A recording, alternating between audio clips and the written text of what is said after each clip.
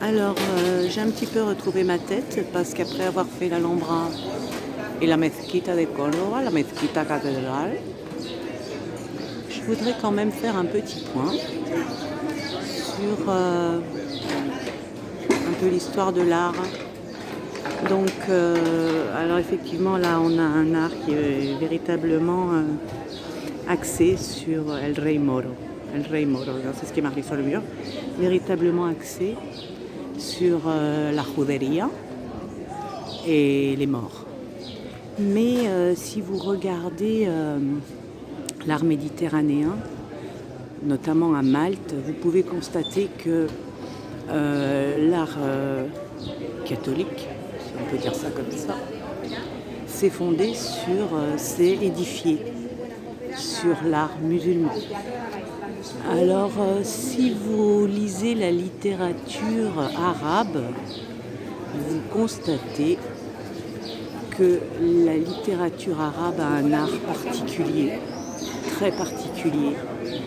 C'est que les Arabes, contrairement à la littérature occidentale, ont l'art de renvoyer un imaginaire fabuleux parce qu'ils ont la culture de l'esprit et qu'ils ont un imaginaire qui leur permet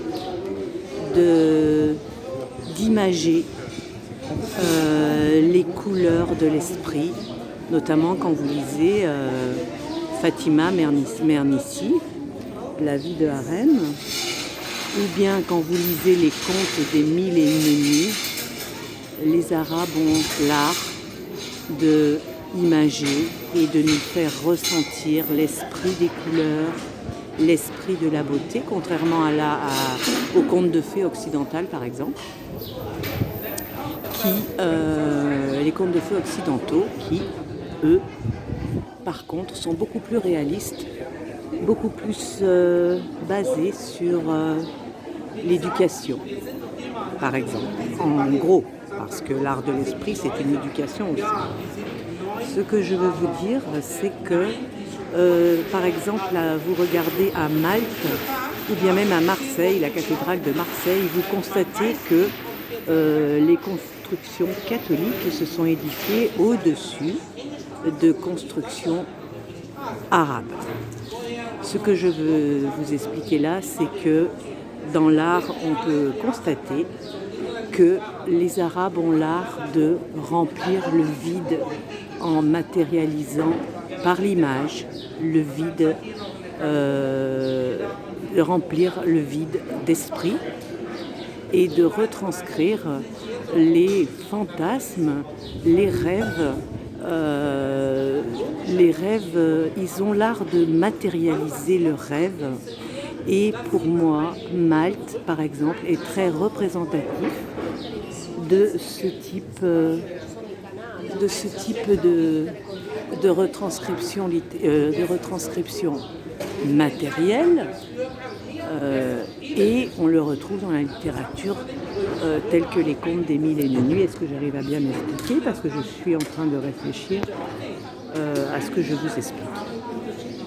Donc, ce qui caractérise, en gros, ce qui caractérise la littérature et l'art musulman, c'est la matérialisation de l'imaginaire profond, du rêve et de la magie, alors que l'Occident retranscrit en fait une éducation plus stricte, plus autoritaire, qui imprègne la sociologie, alors que l'art arabe et la littérature arabe donnent à l'esprit le droit de rêver,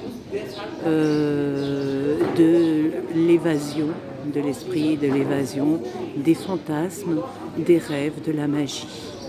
Voilà, je voulais un peu faire le point là-dessus pour que vous puissiez comprendre le choc qui existe aujourd'hui entre les processions baroques qui